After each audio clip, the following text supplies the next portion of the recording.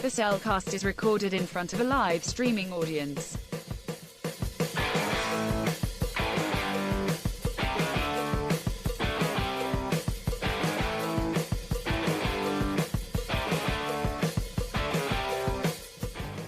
Hello and welcome to another episode of the Cellcast. Joining me today is a man who, he just wants you to get off his lawn. Welcome, Jacob. Okay, Mr. Eastwood. That wasn't Eastwood. That was Buscemi. Oh, I know. Either or. Why, thank you. Let me use our co-host. A man who... Like, seriously, is that bottle yellow? Is that liquid yellow? No. Really? You're the one with the Mountain Dew. Oh, yeah, not drink that. No. Yeah, I wouldn't. No, I wouldn't do if I that were either. you. No, it's actually Mountain Dew. No worries. Anyway. Love these skits, don't you? Yes. How are you doing, Jacob? Man, let's just be frank, I'm pooped. I'm tired. It's been a long week. I spent the day in a box.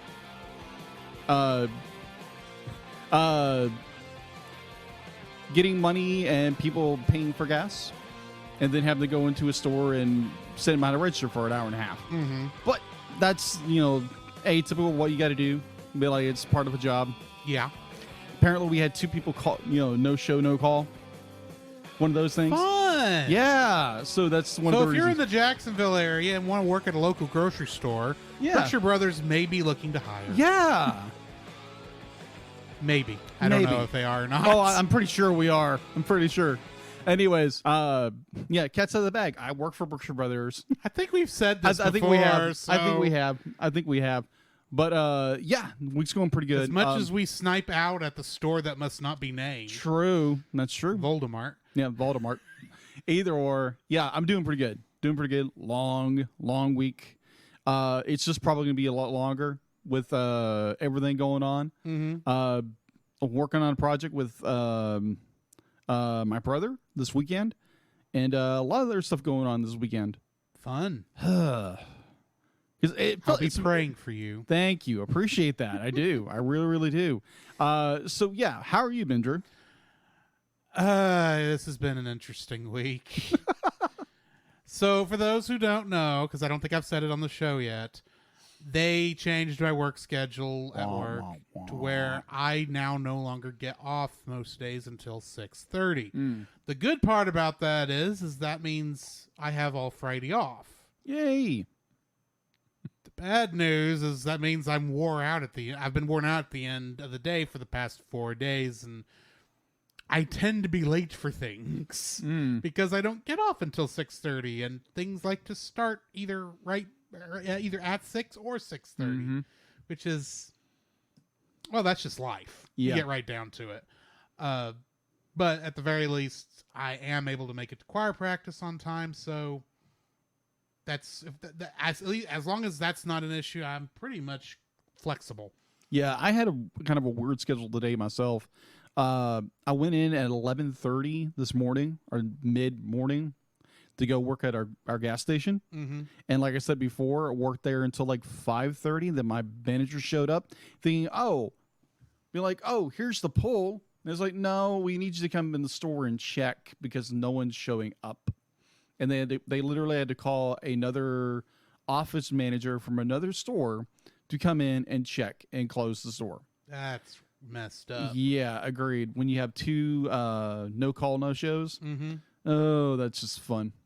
But at least I don't have to count until. That's always good. Yeah. Yeah, so I totally get it. So, Jacob, I do have a question for you, my friend. What have you been watching? All right, so what have I been watching? So last week I didn't mention that I watched a few things while we had. I watched Disney's Atlantis, the first one, which is really, really good. Which we've already reviewed. Yeah, we've already reviewed this movie. Really good. Go watch it. Go watch or listen to it where we wherever it's available for you to watch. Or Disney Plus, most likely. yes, go watch in Disney Plus. I'm referring to our podcast. Oh, yeah. On your podcast catcher. Yeah, or directory, whatever's. And so then I honestly did, people. I tried to watch Atlantis, Milo's Return. Mm-hmm. I got halfway through this thing. It's like, nope, sorry. Can't finish this. Nope, no sorry. I'd be like, I'm hanging up the phone on this one. Click, done. So I never finished this movie. So I was like, this is not a very good story. It's not very well done. And there again, it's that era where they were doing sequels left and right. It's the era of the Disney Toon Studio sequels. Yeah. And those are, well, I was going to say hit or miss, but I think generally they're miss. Yeah, they're definitely a miss, and you're going to get struck out with that one. Yeah. So, as most people know, if you follow animation or if you follow anything Star Wars recently, they had Star Wars Tales of the Jedi recently come out, and it's shorts. And so yesterday, while I finished watching Lower Decks for the 2 episodes for this episode. Mm-hmm. So I'm sitting there. It's just like, you know what? What sounds fun? Why not just watch a little Star Wars? These are really, really good short. They're 6 episodes.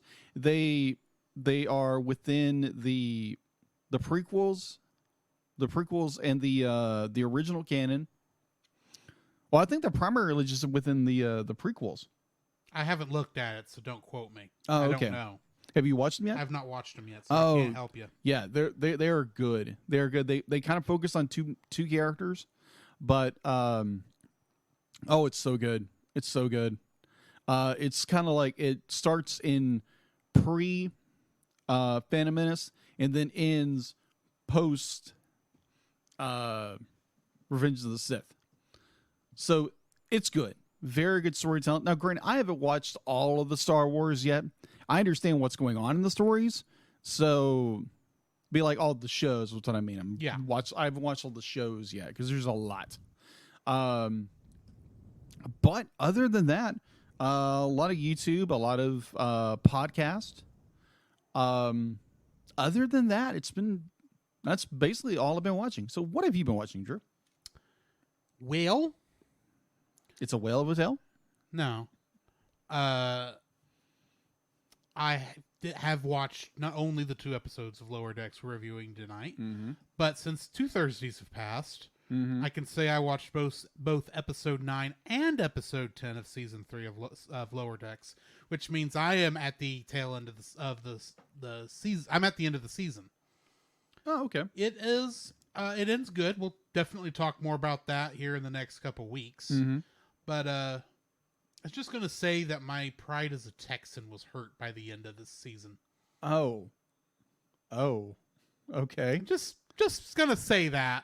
I got you. I will talk more about that once we get to the 10th episode of season 3, which I can't remember the name of at the moment, but that's fine. Also, I have been watching a little bit of a nostalgic anime for me. Really? From, I think it originally came out in 89? I think is when it came out. It is a combination of a robot show and shonen and tokusatsu style action. It is an anime. Really? It is part of a major franchise that one of the people in our podcast network does a podcast just about this franchise. They haven't gotten to this show yet. Oh. It's a little fun show. That's called Mobile Fighter G Gundam. Oh, okay. Gotcha. I have it on Blu-ray. Really? Which means I get the English dub.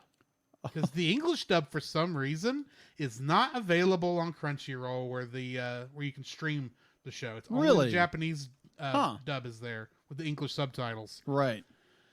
And as much as I was enjoying what I had seen of the Japanese show, it just has a whole nother life with that little cheesy 90s dub. English dub. You Fair. know how anime and dubbed in the 90s was like. Oh yeah. It is goofy beyond all get out. Fair. But it perfectly fits the show because the show itself is a little bit goofy. Mm-hmm. But it's also got a more dark, serious side to it that I think most people who, if they've not watched the show, don't know about. Because all they see is, oh, look, that Gundam is a stereotype of that country. Mm-hmm. That Gundam's a stereotype of that country. Oh, look, Sweden's Gundam's not a stereotype of Sweden. It's literally a reference to Sailor Venus. And, I understand that. You look at it and you want to just kind of write the whole thing off because, look how silly and crazy this is. There's no way there's a serious story. Mm-hmm. And yeah, there's a lot of times where you're watching the same bit of animation they repeat every week. Mm-hmm. I mean, let's face it. We all know about how this is. I can't say the phrase. I'm sorry. I was going to do the whole thing where it's like, my hand is burning with an awesome power. Yeah. Its glowing grip tells me to defeat you. Take this, my love, my anger, and all of my sorrow. Shining finger. I didn't say it exactly right. Yeah. I got close. So 90s cheese. But it's fun 90s cheese. Yeah, I agree with you. It is fun 90s cheese. I agree with you. Fun show. I understand why, especially now that I am listening to Gundam Watch, that our friends over at Geek Devotions, Dallas and Branson, are reviewing. I understand why this is probably not a show they are like they like as well. They would like as well because it is very different from the Gundam that came before it and a lot of the Gundam that comes after it, with the exception of maybe SD Gundam. But it is so much just a fun show. Yeah, I can tell. I remember watching this show when it came out in the mid 90s on Toonami. I was like, because there again, I watched Gundam Wing before that, and I was like, wow, be like such a contrast between the. Now, granted, Gundam Wing is more very much little too much drama about everything. I think that's Gundam in a nutshell from what I've seen, but I could be wrong. Yeah. I get it is a different type of story than I normally watch, I'll admit. Hey, Dallas, are we right or are we wrong? Let us know. Yes. I don't think he's actually... Well, I know they're getting ready to do, I think, Gundam Wing. Yeah. But anyway. Ooh. I could be wrong on what... He was asking about Gundam Wing somewhere else, and I don't remember. I don't know. I think they still have to finish up the third Gundam movie where they squeeze in the last third of the original Mobile Suit Gundam. Oh, okay. They still have that to review. I gotcha. I would know. I'm a month behind on listening to podcasts, so they could have already reviewed it, and I wouldn't know. Also, I watched the newest episode of Spy Family. Of course. And this episode was a little odd in its structuring. It's the first time we've had a 2-story episode. Yeah. You know how the first like half of it will be one story and then the second half will be another story. This is kind of that, except it's more like the first 3 quarters is one story, and then the last quarter is one story. Yeah. So the second story doesn't get a whole lot, and it's kind of quick and out of the way, but it was kind of weird. It was just a weird episode, but it was still good, if that makes sense. Yeah. Definitely we need to review that at some point. But other than that, the only other thing I watched was Mighty Morphin Power Rangers the movie, again, because I was on Retro Rewind that was last week. I think he's working on getting that episode out next week, but don't quote me. And then that episode of Monster Island Film Vault, I think, is maybe within 2 or 3 weeks from now. Okay. If I've got it figured right and assuming he doesn't get backed up. But So don't quote me on any of these release schedules for these other podcasts. I really don't know. I'm estimating on all of them. But other than that, I think that's been about it. Okay. So, Jacob, what do we have in the news? The Cellcast News with your host Jacob Heron.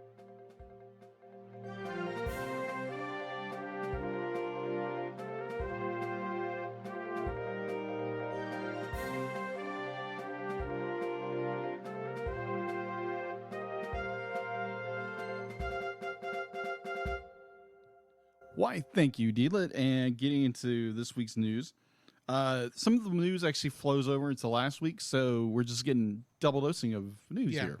Well, we had a large gap between the recording of last episode and the recording of this episode. Yes, we did. So, all right. So this article, normally I get all our news from animationmagazine.net, but I looked at it and it was like there was nothing really newsworthy because it was all just like, oh, this little article here, a little article here, nothing really of significance. mm-hmm. So I just went and found, well, okay, Google, what's in the news? And all three of these, I think 3 popped up, and I was like, oh, these are worth it. These are worth talking about.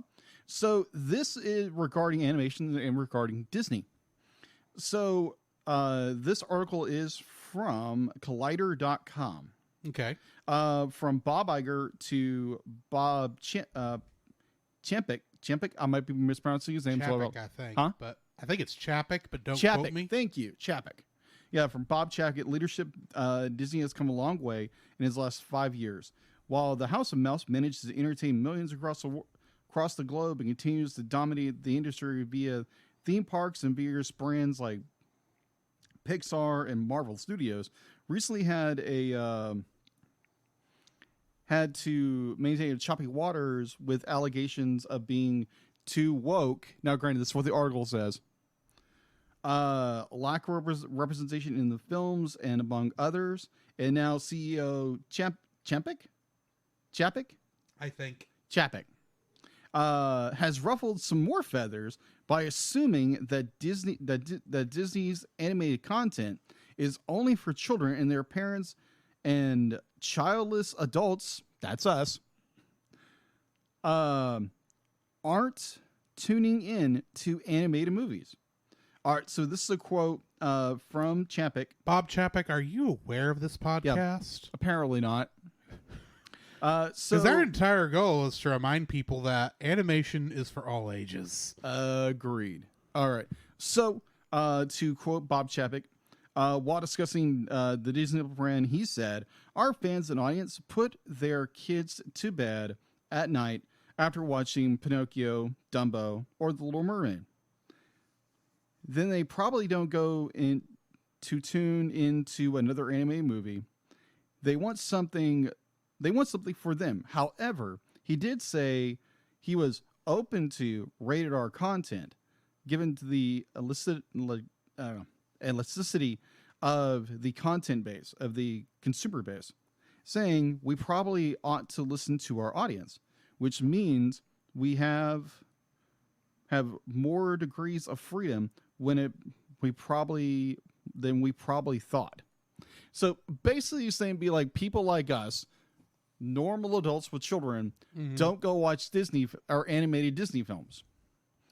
And my thought is like, there again, like Drew said, be like, have you listened to this podcast? Have you listened to thousands of podcasts just like us? Yeah. Who just dote upon animated movies that are for kids and adults. So I don't know, but like I don't know if he's gotten off base of where his audience is, but like I know adults that are married will go and watch a Disney film with their spouse, like after the kids go to bed. Yeah. So come on, Chapek, what's the deal? All right, so moving on from that, a little sad news that came on October 25th. I'm probably gonna butcher it. Julie's Base. I think it's Jules Bass. Jules Bass. Okay, that's what I thought. Jules Bass. Of course, I read things backwards all the time. Jules Bass, who helped make Rudolph the most famous reindeer of all and brought Frosted Snowman to life during a profitable animation career that shaped the holiday TV viewing traditions for a generation of youngsters, who died on October 25th at a senior living facility in New York. He was 78 years old, and this article comes from the WashingtonPost.com. Not to mention, he is half of the world famous Rankin Bass animation studio that made all those shorts, plus a little show that we've at least reviewed the sequel to called Thundercats. Oh, yep, exactly. So yeah, this is that Bass. Yeah. Of Rankin Bass. Yeah, that was. I've always said it before, and I'll say it again. Thundercats was a huge influence on me, artistically and cartoon wise. Because have you seen this show? It's freaking amazing, and also the 2011 reboot is still amazing. Sadly, we never got another season out of it. But this was something that I mentioned to Drew earlier.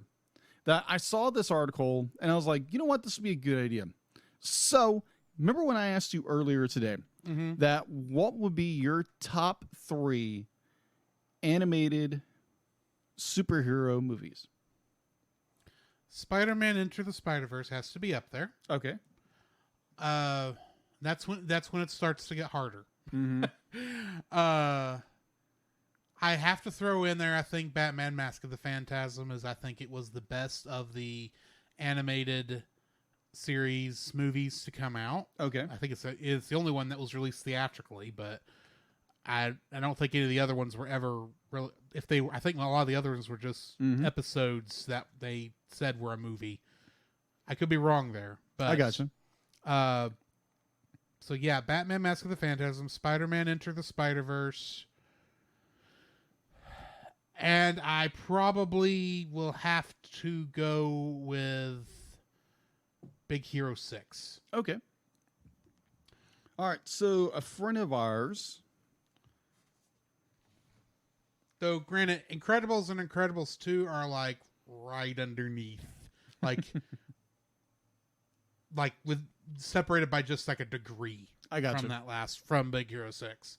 Big Hero 6 is just a fun movie. Agreed.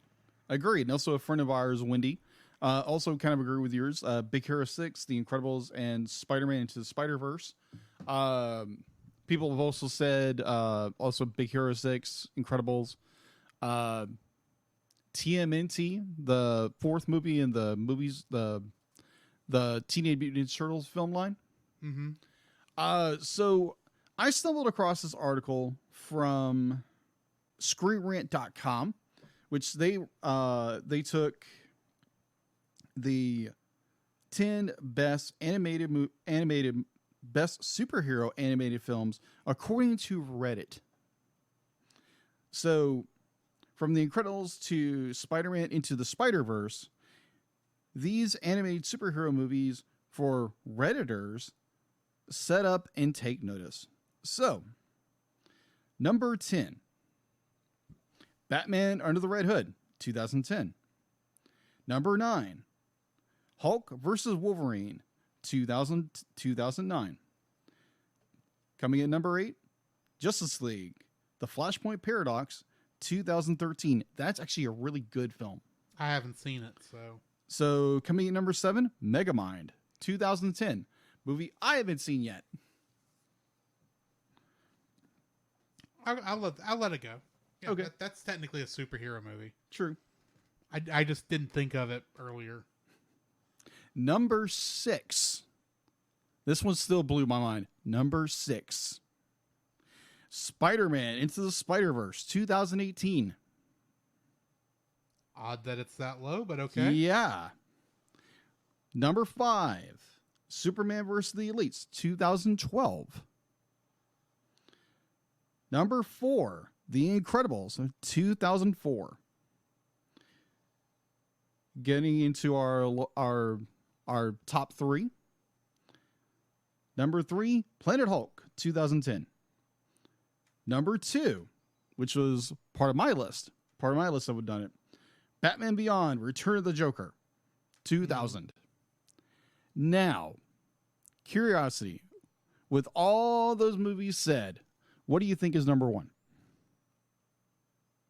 Big Hero 6. Nope. Because that wasn't on the list. No, it's not, which I find incredibly sad. And it's one that I went, what? When I read it? So here, huh? The Incredibles? No, Incredibles was number 4. Number 1, Next Avengers, Heroes of Tomorrow, 2003. Okay. Yeah, I was like, again, what? Redditors? Really? Well, it's Reddit. What do you expect? That They're is all a bunch true. of weirdos. Agreed. I say with, like, the fact knowing that I use Reddit for some different things. But anyway, Okay. the internet is the internet. Yeah, the internet is the internet. So, yeah, that was the list according to Redditors from ScreenRant.com. Okay. So I found that fun. Definitely my list personally would have been obviously The Incredibles, Into the Spider-Verse, and of course Return of the Joker. Because Return of the Joker is a freaking phenomenal beast of a movie. It's a good movie. It's just it's Mark Hamill as the Joker, but we both discussed in that episode, that is not the Joker from Batman, I would agree with the you. animated series. That is a different character. I would agree. Even Mark Hamill said it's a different character. Yeah. But Bill, I still enjoy this movie so much. So yeah, that is all I have for the news. Alrighty. Then why don't we go ahead and hit our spoiler-free review of Monster House. Certified fresh and spoiler free. This is my second viewing of Monster House. I originally saw this when it was in theaters. And then I had not watched it from that time until this morning. The story is done very well, I thought. I've got some issues with the animation, which we'll get to. Yes. But for the most part, for a spooky Halloween movie, I think this does that job pretty well. I mean, it really feels like kind of like an 80s horror film to some degree. Except for kids, where the only person who quote unquote dies is the one who's already dead. So yeah, that's not really much of a spoiler. No, I don't it's think. But it's got a good twist at the end about who the monster really is. Like I said, most of my issue with the film comes to its animation style. Agreed. Which we'll get to. But for the most part, it's a halfway decent movie. It's not my kind of movie, because I can tell you the reason I had not watched it again until today wasn't because I thought it was bad. It was just because it's like, yeah, I saw it. I don't need to see it again. Fair. It's just, a good movie. It's not one I care to repeat often because it's not my style. I got you. Of what I enjoy. Fair enough. So this is my first viewing of this film. I had heard of Monster House before. Actually, I was talking to my boss before shifting over to another position for the rest of the night. I told him what movie we were doing. It's like, you know what? I've heard of this film. I've heard it was really good. And I agree with him. The movie is good. I would agree with Drew wholeheartedly. There are issues with the animation. It's got a really good story. And it's a very well told story. And would I recommend it?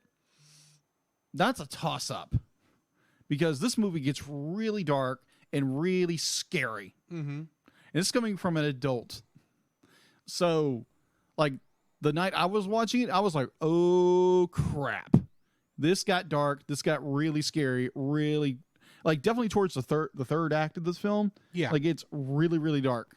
About the time they have to enter the house. Yeah, pretty much. This is not your standard haunted house. No, it's not. It's definitely not one of those what you call like a traditional Halloween cartoon movie where it's like, oh, I'm just scared. It's like, no, this movie will scare you. Yeah. It's in some capacities. So if you have little ones, it's like, they get frightened very easily. This movie will probably scare them. Oh yeah. So I say no one dies in this film but the person who was already dead, but that does not mean they're not in danger throughout, especially that last third of the film. Agreed. So there are definitely some stakes at the end of this film. Yes, there is. And like, the movie ends very well. It's got a nice happy ending. They wrap everything up in a nice little bow. But yeah, just be like, your children. So if you want to watch this movie with your children, and their tolerance towards being scared or frightened, go ahead. Indeed. So yeah, that's my spoiler-free review of Monster House. Well, then let's go ahead and hit some of our ads, and then we will do our full spoiler-filled review on the other side. This podcast is a proud member of Culture Box. Whether you enjoy geeky reviews, comedy, or original fiction, you can open up the Culture Box and find something excellent for your soul. Point your web browser to culturebox.media. This week, we suggest checking out the Untold Podcast, which is a speculative fiction podcast using the genres of sci-fi, fantasy, and horror, among others, in order to engage the culture's imagination from a Christian worldview. Every month, Nathan James Norman produces and narrates a new story presented in a unique and dynamic way. Check out the Untold Podcast at theuntoldpodcast.com to listen and leave a review on Apple Podcasts.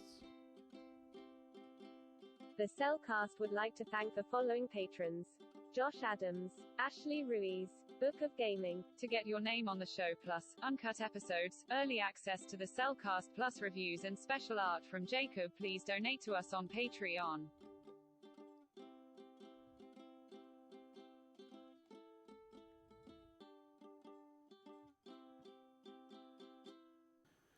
The following is a spoiler-filled review for the movie Monster House. Listener discretion is advised. Monster House was directed by Gil Keenan, and he is also the one who directed Poltergeist 2015. It was written by Dan Harmon, Rob Schrab, and Pamela Pelter. Getting into the cast, we've got Steve Buscemi as Nebercracker, and he is Wayne in Hotel Transylvania. Mitchell Musso played DJ, and he plays the character of Jeremy in Phineas and Ferb. That is Phineas's sister, Candace. That's her name. Phineas's sister's Candace's boyfriend. Oh, okay. Or crush, I really should I say. got you. Sam Lerner plays Chowder. And in the television show The Goldbergs, he plays Jeff Schwartz. Spencer Locke plays Jenny. And in Tarzan 2013, she was Jane. Ryan Whitney played the little girl at the beginning. And she has a reoccurring role as Claudia Shepard in Sharknado. Oh, gosh. That franchise. And to say that's a franchise. That's a franchise. There are at least 4, and I think they're working on movie 5. Catherine O'Hara played Mom. And she played another mom, Mrs. Frankenstein, in Frankenweenie. Fred Willard played the dad. And he played the character of Shelby Forthright, the B&L CEO in WALL-E. By and large. Yeah. I haven't watched the movie yet. Really? No, I haven't. Well, spoiler alert, his role is the only live-action role in the whole movie. Oh, okay. Which is odd when you watch it. Yeah. But still. Maggie Gyllenhaal played Z, and she played Rachel in The Dark Knight.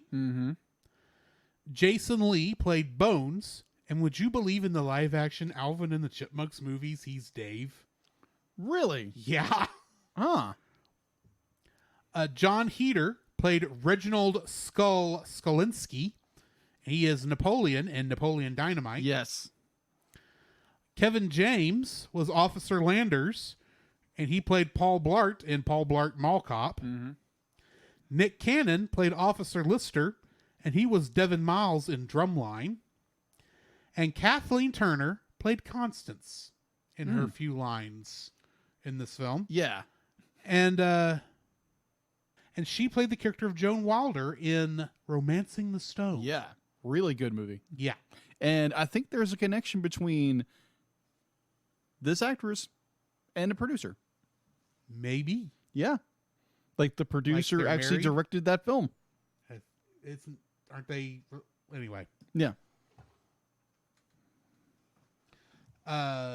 Getting into the Kingdom Hearts connections. If you can believe I found some. Interesting. Let's hear it. All of these connections, with the exception of one that was also in another Kingdom Hearts game, are all from Kingdom Hearts 3. And they're all music related. Huh. Mark Graham did music prep for both. John Resch was a Foley artist in both. George Doring was a musician in both. Joe Zimmerman was the music librarian in Monster House and music prep in Kingdom Hearts 3. And James Thatcher played the French horn in both. Huh. I want to thank IMDb for giving me even these small little bitty connections that I wouldn't expect to find. Right. I'm not saying any of these roles were small and little, because if they were missing, we'd know it and we'd complain about it. But these are not the things I think about when I think connections between stuff. Right. What do we got in info and stuff? All right, so info and stuff. It has a IMDb score of 6.6 out of 10. You can watch it on Hulu through Freebie, right? It's Amazon through Freevee. I don't know how it is on Hulu. Well, apparently it's on there on Hulu as well. Hulu Right. and Amazon, you can watch it there. Or you can go rent it from, those places. Those places in which you rent movies nowadays. Wherever that is. Yeah, I'm sure actually you can probably still find it on a shelf at Walmart during this time of year. probably. But let's move on. All right, so production was Columbia Pictures. Relativity. Thank you. Relatively Media, Image Movers, and Ambient Entertainment. Amblin. I'm getting words mixed up today. I apologize. In people. your defense, Amblin is not a word, because it is short for rambling. Yeah. Because I actually looked this up because I was curious. Steven Spielberg's first short that he directed was called Amblin, and it was a Western. Oh, okay. And that's what he named his production company after. Amblin. Okay. So literally, it is rambling. Okay. But Amblin, because it's in slang terminology. I got you.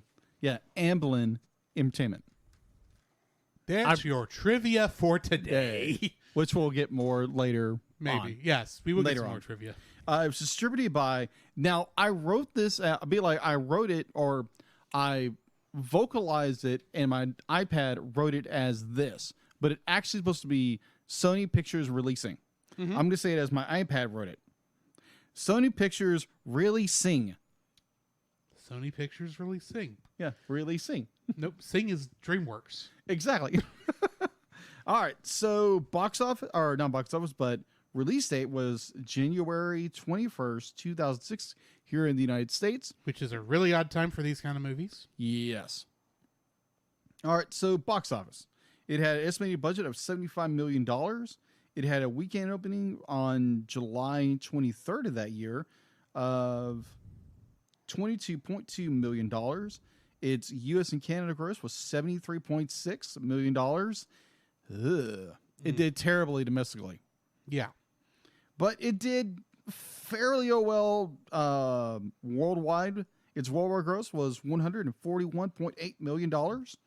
I could not find any information regarding a home release or anything on my normal sources, nor any if there was. I know there was a video game created of it, Yeah. but there was no idea of doing sequels, or I don't know what you do with a sequel of this movie.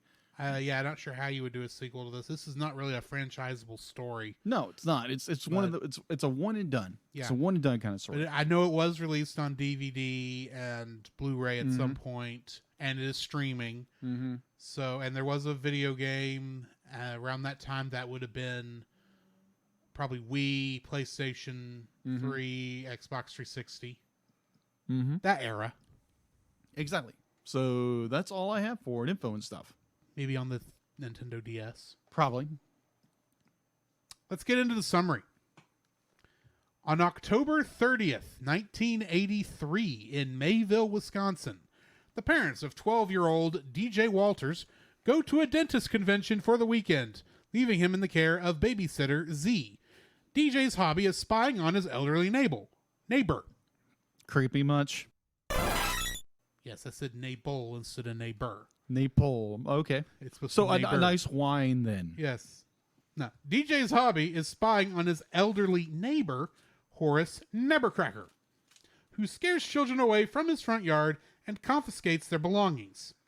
After DJ's best friend, Chowder, mislays his basketball on Nebercracker's lawn, Nebercracker catches DJ attempting to retrieve it. but appears to die of a heart attack from overexerting himself and is taken away by an ambulance. Mm-hmm. That night, DJ receives phone calls from the house, with no voice on the other end. Ooh.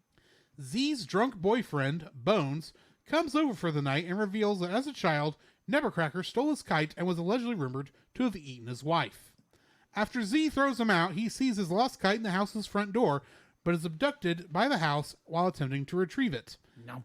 DJ and Chowder investigate, but retreat when the house comes alive and attacks them. The next morning, schoolgirl Jenny Bennett sells Halloween candy and goes to the house. DJ and Chowder save her before she gets eaten. Jenny calls police officers Landers and Lister, who do not believe the trio because the house is inactive when adults are present. The trio consults supernatural expert Reginald Skolinski, learning that the house is a rare monster created when a human soul merges with a man-made structure and can only be killed by destroying its heart. Concluding that Nevercracker's spirit was responsible and that the heart must be its furnace, they create and bring a dummy containing cold medicine from a pharmacy owned by Chowder's father. Before the dummy reaches the house, however, Landers and Lister thwart their plans and arrest them after Landers discovers the stolen medicine. Before they can leave, the house devours everyone and the police vehicle. After the house falls asleep, the three begin exploring it. In the basement, they find a shrine containing the cement-encased skeleton of Nevercracker's late wife, Constance, the giantess. The house attacks them, though they force it to vomit them outside by grabbing its uvula. Nevercracker returns alive and well, revealing that the house is actually possessed by Constance's spirit. As a young man, he met Constance, then an unwilling member of a circus freak show, and fell in love with her. After helping her escape, they were married, and he bought a piece of land to construct a house. One Halloween, two children tormented Constance for her size. Constance became enraged and attempted to chase off the children with an axe. When Nevercracker attempted to stop her, she accidentally tripped and fell to her death in the unfinished basement of the house, in the process inadvertently activating a cement mixer that buried her body. Nevercracker finished the house as it was, what Constance would have wanted. However, Constance's vengeful spirit possessed it afterwards, forcing him to scare children away for their safety. DJ convinces Nevercracker that he must let Constance go. Enraged, the house uses a pair of trees as limbs and breaks free from the foundation and chases after the group. The house corners them near the construction site. Nevercracker tries to confront Constance and tells her, realizing the trouble she has caused. Nevercracker attempts to destroy the house with some dynamite and then attempts to kill them. Chowder intervenes using an excavator from the construction site, and Nevercracker gives DJ the dynamite. Both Jenny and DJ fall into the yard and then tell Chowder to get the house in it. Chowder lures the house into the field, puncturing and striking the house with the excavator. The house slips down the hill and collapses in the process. Their victory is short-lived, though, when the house rebuilds itself with its remaining parts and chases Chowder, disabling the excavator in the process. DJ ascends the nearby crane and, with Jenny's help, manages to throw the dynamite into the house's chimney, destroying it and releasing Constance's ghost. When the trio see dancing with Nevercracker before ascending to the afterlife. DJ apologizes to Nevercracker for his losses, but Nevercracker thanks the trio for freeing him and Constance from being trapped in the house for 45 years. That night, the children Nevercracker drove away line up at the former site of the house where the group returns everything confiscated by Nevercracker. DJ and Chowder go trick-or-treating, which they initially felt they were too old for. During the credits, those who were eaten by the house emerge from the basement. Bones finds that Z is now dating Skull. Officer Landers and Officer Lister leave to investigate some of the trick-or-treating candy, and a dog urinates on a nearby jack-o'-lantern enough to distinguish its flame. Getting into the trivia. As of 2018, this is the only motion capture film to feature an entirely original story and not be based on existing source material. Mm-hmm. Monster House takes place in 1983. Chowder's line, "DJ, you piss in bottles?" had to be redubbed to "You pee in bottles?" to help maintain a PG rating. Mm-hmm. You can still see Chowder's lips speak the original line. This is the first animated film to be made using Sony's animation rendering software. John Heater, who played Skull, tripped over wiring and broke his ankle the first day on set. For the German version of the film, Bones, Skull, and Chowder have been renamed Punk, Freak, and Ketchup. and I have no idea why. The tricycle scene at the beginning of the movie is an homage to Stanley Kubrick's film rendition of Stephen King's The Shining from 1980. Oh, yeah. The film used 3D motion capture techniques to digitally record the physical performances of the actors before skinning them with their animated forms. Mitchell Musso and Sam Lerner went to see Napoleon Dynamite before shooting. When they arrived on set, they screamed and jumped on John Heder, who played Napoleon in that movie. There is a backstory involving Skull, played by John Heder, and Bones, played by Jason Lee, being in an amateur heavy metal band when they first meet Z, played by Maggie Gyllenhaal. She is wearing a top with Skull and Bones written on it, and later puts one of their cassette tapes on called Live at the Smell. She is also dating Bones throughout most of the movie, and then Skull at the end. I thought that was interesting, because I caught that before I read the trivia. Mm-hmm. That brings me to the end of the trivia. What's your first like for this film? My first like of this film, it's wonderful storytelling at its best. Be like this movie, be like the way the story is told. Be like it gives you all these amazing beats, all like story beats, and it sets up like who the characters are, what the situation is, who the protagonist, who the antagonist is. Be like it's just storytelling done right. It's very well done. It has a good storytelling. Story is very well done, and I really enjoyed like the depth of the story goes with every character has some kind of arc, some kind of resolution in the end of the movie. It's not things are just dropped. They're not. I was thinking when watching this movie, having done this for almost 5 years, you see like a plot point come in, like Chowder like loses his ball, and I'm thinking like, okay, what happened to the ball? Be like, did they grab the ball? Because the next thing you don't see it, and so okay, this is gonna be a dropped element. Nope, it's not. It's a very much used plot point in the movie to get brother Chowder. Can you tell I wasn't the biggest fan of Chowder? Yeah, I can tell.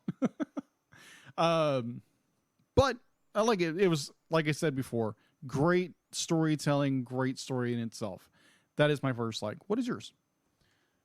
So this is a small thing to start off on, but it was the first thing that crossed my mind when I was watching it. At the very beginning, when the little girl is riding her tricycle through the town before she gets, stopped at the monster house. Yeah. She's kind of singing to herself, saying, hi to the trees, hi to the leaves, hi to the sky. But if you're listening to what she's singing in between there, where she's going, la la la la la la la la, her la la la's match the notes in the song, in the background music. They do. And it makes me wonder, did they have her hear the song and then try to sing it? Or did they just have her make something up and then wrote the song to match? They match it. Yeah. I would love to know which way that went, because it's like, that's actually kind of clever. I like that.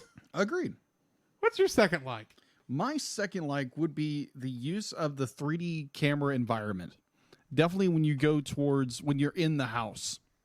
Because the way they rotate the camera within the environment is so well done. Be like I'm watching this like, oh, okay, they're doing 360 shots. And this is 2006? I believe so. Yeah, it's 2006. And it's just like, it is, some of these animation shots are just breathtaking the way they use the environment. And it reminded me so much of how they did Coraline. Like, granted, Coraline was stop motion.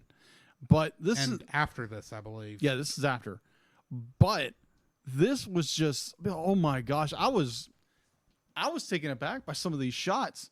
I mean, like, they're doing like over the shoulder shots and all these amazing camera angles throughout this entire film. It's like the director knew what he wanted to do and then executed it through a 3D camera. Yeah, and it's done incredibly well. And the way they use the camera in this movie is so well done, and I haven't seen that in a while in a movie.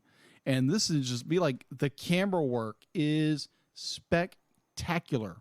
So yes, through the use of camera throughout the environments are done very well and perfect. What's your number 2? I love the design of the monster house and how even when the more mystical elements of this thing are in play, it still feels like a normal house internally. Yeah. Yeah, I mean, it's got, other things that are kind of different about it, but it still feels like it's like it never lost its three-dimensionality. There's never... Okay, you know how when you watch something like, say... Well, a lot of these, like the Scooby-Doo stuff. Yeah. A lot of times, even though they're in a mansion, where they are in that mansion while the ghost chasing them is a lot bigger than what realistically is in the walls they show. I mean, even Scooby-Doo on Zombie Island has this problem. Right.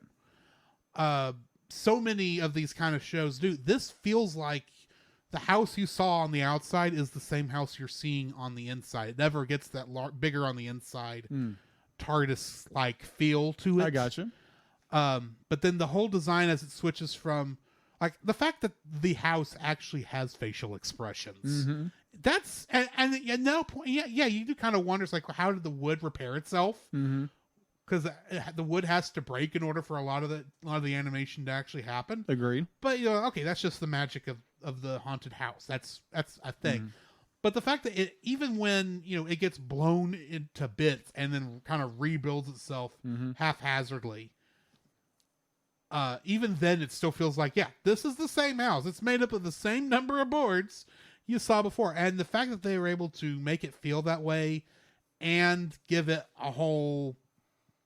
Like, that thing is legitimately scary. I'll be clear with you right there. That is legitimately scary. So the fact that it still looks like it's supposed to, it's a legitimately scary monster that these kids are having to escape from. And a part of the reason all that works is because it's just believably rendered in such a way where it's like, yes, this is what animation is for. Exactly. Because you can do stuff like this that you can't do in live action, in all honesty. So yeah, I really love the design and how they animated the monster house itself. Yep. What's your third totally one? get it. I'm definitely going down that alley as well. What I call the house is alive. The way they animate this house as... Like, once we start realizing it is alive. It's an alive object. And the more we get into it, the more darker the themes, more haunting it becomes. Be like, it literally is a monster. That the way the monster expresses itself, the way definitely towards the third act. When what's the wife's name again?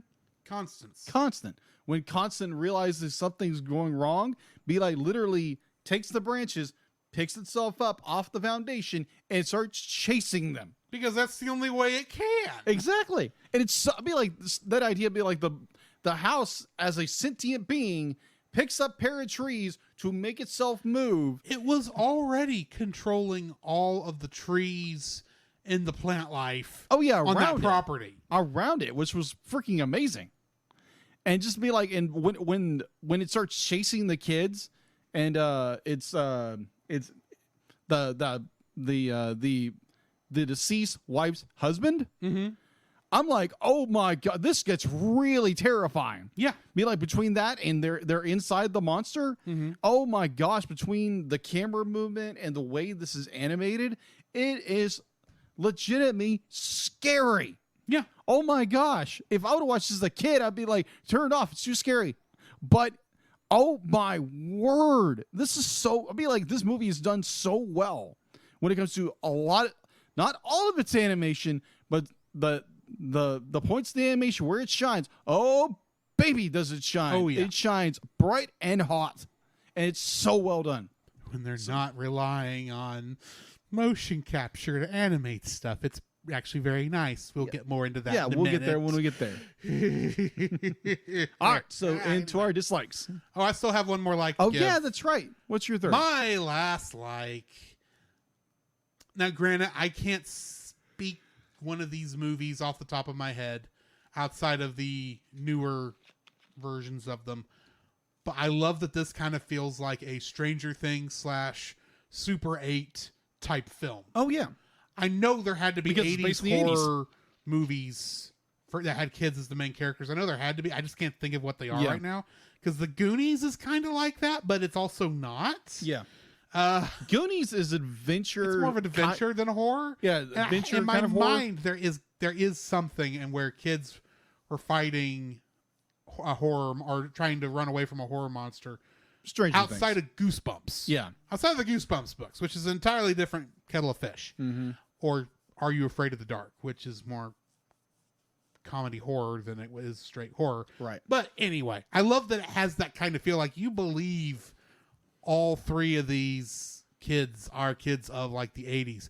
I do have one little minor gripe about how they were showing the setting of the film, but we'll get there when we get there. Yeah. Because I do think they messed up that 80s feel with one thing that I don't think most people would catch. Oh, okay. But like I said, we'll get there when we get there. Exactly. So, yeah, we do have dislikes. What is your first dislike? of My this film? dislike, my first dislike, I think we're kind of in agreement with this one. Probably. Yeah.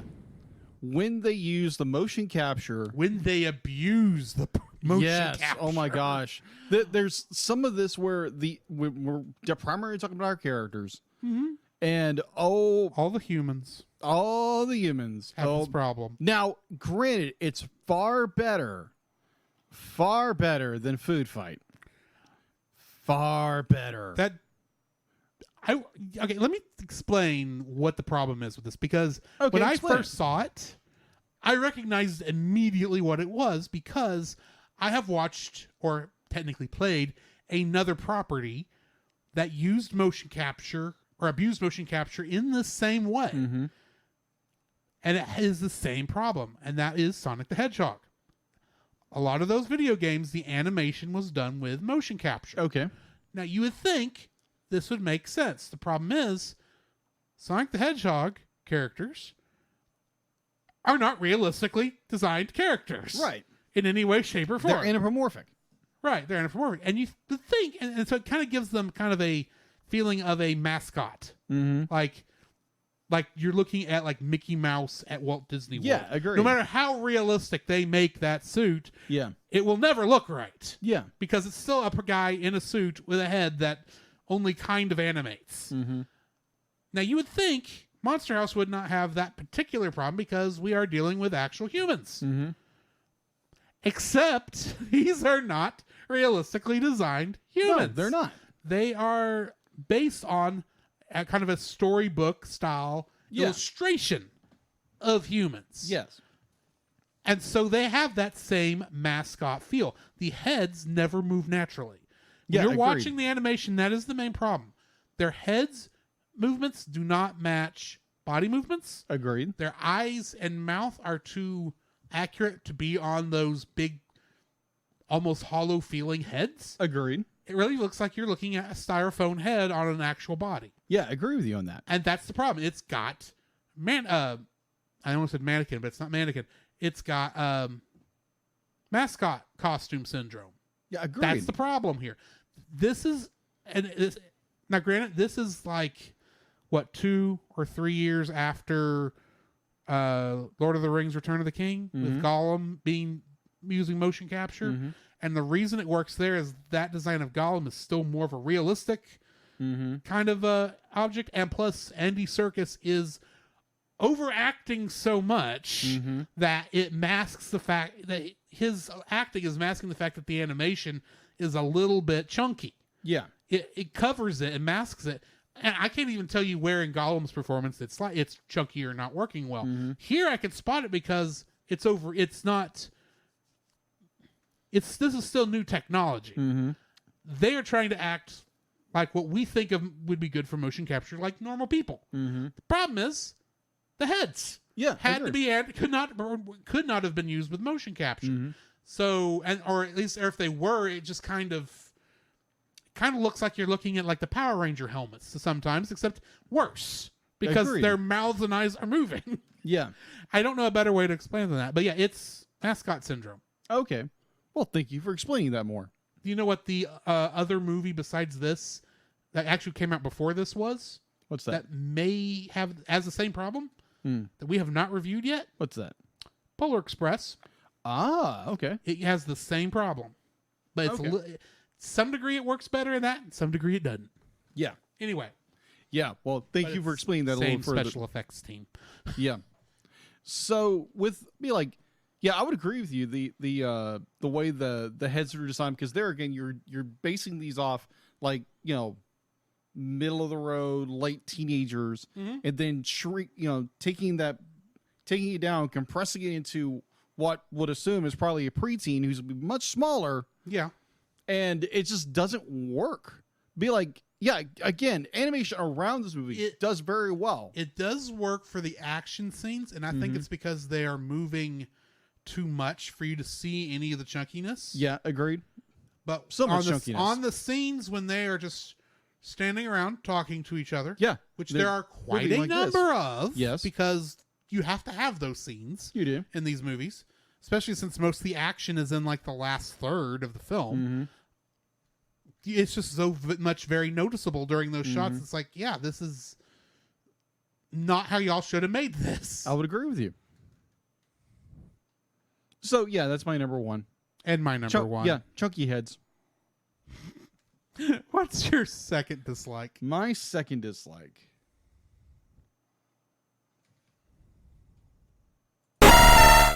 She's saying hurry up. Yeah. Thanks, Dealit. So my second dislike is kind of going into the backstory where I want to call him Snitcher Doodle. What's his name?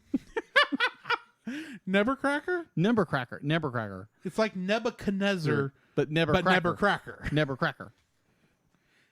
Nebercracker. It's a weird name. It is a weird name. I agree. What I do you like, could just call him Buscemi, and we'll know who you're talking about.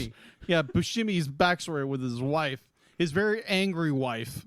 Yes, and like I granted, this is a nitpick. I love Steve Buscemi's performance as that character. There again, you're dealing with the chunky head kind of thing, but it still works in some capacities. But the backstory is just kind of like very simple. But like there, granted, this is a nitpick. I wish they would have gone in a little more depth with it instead of. Now, granted, this is like towards the third act of this film, so they need to wrap things up. Yeah. But I wish they would have taken just a little more time and gave us a little bit of, be like, why is she a part of the freak show? Because she's a giantess. I saw that. But for me, I wanted more. I wanted more from that because you have such this, entrenched story. And then your third act is literally be like, oh, here's the backstory of why the house is like it is. And it's so just kind of cookie cutter. There's something real, like no depth or like, meat to it. And I wish they would have given a little more meat. A little more chunk, unlike the heads. Yeah. Granted, I get what you're saying about how Constance's backstory is not fleshed out. Yeah. Well, I can kind of see it where like maybe she's had a hard life where she's been, because she has been in the freak show, it appears, for a very long time. How she got in there, we don't know. And so she's been picked on and messed with maybe her whole life. And then this guy comes along to take her away from it, and they are in their dream house, basically. They're building their dream house at the end of the film. I like that part. Like transitions were good. All you really get is these kids were being kids, and she throwing rocks at them in the house, which don't be like that, kids. Come on. And so she gets mad and angry, and I'm sure she took it far more personally. Maybe she was having some sort of PTSD, from flashback. the trauma of her own life, right? Agreed and so with you, maybe that's what it is. The problem is, I don't think we get enough real. like they're trying to make you think it's Nebuchadnezzar is the one haunting the house. Yeah, agreed. So much of this film Agreed. that It's when the done twist very well. happens, and then they have to explain what happened to his wife, that they don't have enough time to work on it. I'll give you that. Yeah. So yeah, it's just I wish they would have given us a little more of the wife's backstory, kind of fleshed out a little bit more. There again, it's a kids movie that you have so much really good depth in this movie, but I think they kind of fall short that very end just a little bit here and there, especially when the Constant falls to her death, and then we see later that sub basement isn't that big. No. So it's a little jarring and confusing in some fashion, the form towards the third act. Like, granted, the story ends very well. It's just like when you start looking at dynamics of how they be like how big the sub basement is and all the bit, it's just like, okay, I'm a little confused. But and there again, Constance's backstory isn't exactly fleshed out, and we get all this wonderful detail of who Buscemi's character, Steve Buscemi's character is. And there again, Steve Buscemi is just an amazing actor. But yeah, that's my second dislike. Yeah. What's yours? My second dislike is I have absolutely no idea why Nebuchadnezzar is confiscating all the kids' toys. Yeah, that makes no sense. I get why he's trying to scare them off the property. And it is that, you dirty kids, get off my lawn sort of a thing. But they make you hate his character early on when he takes the girl's tricycle, instead of just, he breaks it in half. She could have, just maybe thrown it to get it away so she would, chase after it or something. They could have done that, and then maybe it broke that way. I don't know. But the fact that he not only takes it, he somehow rips the wheel off without actually breaking it, because he's able to give it back to her at the end of the film. And then goes inside with it. Yeah. And we see that he's been doing this for many years, and we get the stories, of course, but then we get down there and all of these toys are down there. And I just have to wonder why he would keep all these. Because you would think, especially like that kite of Bones's, I would have thought that would have got thrown away 10, 15 years ago. You think? I don't think it would have been. If it were me in that situation, granted, I probably would have been nicer and gave him his kite back and say, don't, stay out of my yard, blah, blah, blah. Be more respectful of your elders, something or another. Yeah. But the fact that kite was still there for Constance to lure Bones into the house with. That was good. That was very good. That was good. Don't get me wrong, but that kite should not have been there. Agreed. It should have been. Even if they kept the kite, it would have deteriorated to a point right now it would not have been that pristine. Agreed. But there again, Magical House. Yeah. I just wish we had a better idea. I don't know why he was keeping all the stolen toys. Even if you think it's going to be him that's haunting the house. Yeah. I still don't know why he would have kept the toys and not have at least put them in the trash can to be hauled away to the dump. My theory on this. Even if you're going to steal the stuff, at least do that much. Yeah. My thought would have been, if they could have fleshed out Constance's story a little bit, like maybe this could have been like Constance never had a real happy childhood or something like that. And so the house stole toys where she could have some kind of, a stolen childhood. Yeah. Be like, that would have been really cool. It's like, be like Constance be like, never had a really childhood. So she takes all these toys for herself. That would have been interesting. But they weren't really setting up for the fact that she was taking them, because we never see her take any of the toys that we do see left on the lawn. All we see her really gobble up is the beer bottle of Bones's and the signs that Buscemi put out to keep kids away. Yeah. We never actually see her ingest, the tricycle or the Chowder's ball or Even though we know be like the ball is consumed. Yeah, we know it is, but we never actually see that. No, we don't. Yeah, it's just we don't get enough. I'm not even asking for a lot. I'm asking maybe for 5 minutes more of just backstory. A line or two. That's I was like 5 minutes at most, maybe with some animation, or at least enough. Grant, maybe I don't want it to be just spoon fed to me. Yeah. I just want like just a quick little. Like in the backgrounds, like if you're not paying attention, you may have missed it, sort of thing. But it gives you more idea of why this is happening. I mean, not even Heater's scene or Skull, sorry, even really explains much. Even though the entire reason his character exists is for exposition, and it's not even that good at exposition. True. But anyway, yeah.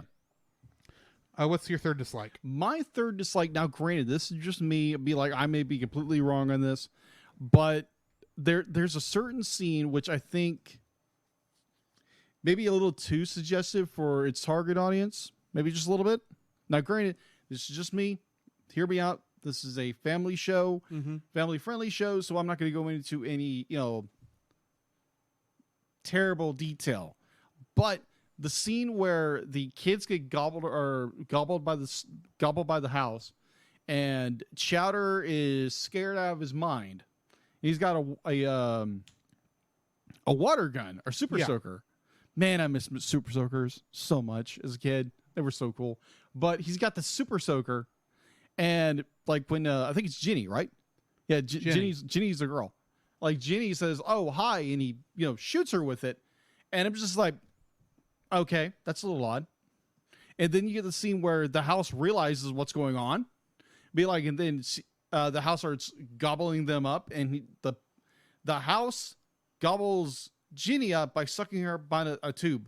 Yeah. I'm thinking like, maybe I'm overthinking this. Most likely I am. But I'm thinking like, maybe it's being a little too suggestive. Maybe. But there again, we're dealing with preteen kids.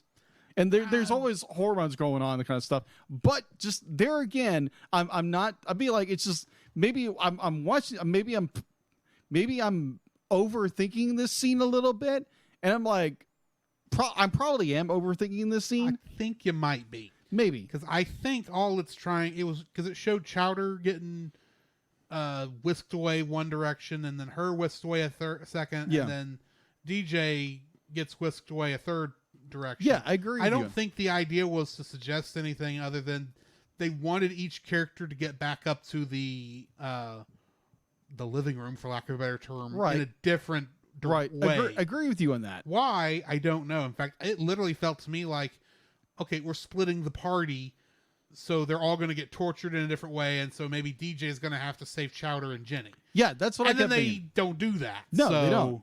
I don't know if that's maybe left over from previous script or previous cut of the film, but yeah. There again, it's probably me overthinking it because I have a tendency of overthinking things. So yeah, I'm probably completely wrong, but I saw that scene and it's like, that's a little odd. But there again, understanding where they're setting up and the whole bit, they want the characters to go different directions. But just to me, it seemed a little odd. Right. That's it. That's all it is. That's my third. What's your third? My third dislike is I think they messed up in John Heater's scene with the arcade game. Now, it is a fictional arcade game. Yeah. So, I'll give it that much. But this movie is taking place in 1983. I mean, we even see Chowder in an earlier scene playing on an Atari 2600-esque system. We see that kind of graphics. Looks like a combination of Pong and Yar's Revenge. But we get to that arcade game, and that's a pretty complex arcade game for 1983. Yeah. That'd been more like late 80s. So here's the thing. The closest game the game I think it's supposed to be referencing is Ghouls and Ghosts, which was it's Capcom, I believe. It's a it was an arcade game, and it did kind of have a 8-bit, nearly 16-bit look. The problem is, let me just do a quick Ghouls and Goblins. Sorry, not Ghouls and Ghosts. Ghouls and Goblins, though, came out in 85. Okay. So maybe you could kind of give the fact that, it is a scrolling game in the early 80s that much of a pass, because maybe I can kind of see it. Where I kind of have issue, though. Okay. Those are 16-bit graphics. That is Super Nintendo era graphics. Now, granted, arcades always looked better than the home consoles. Yeah. In this era.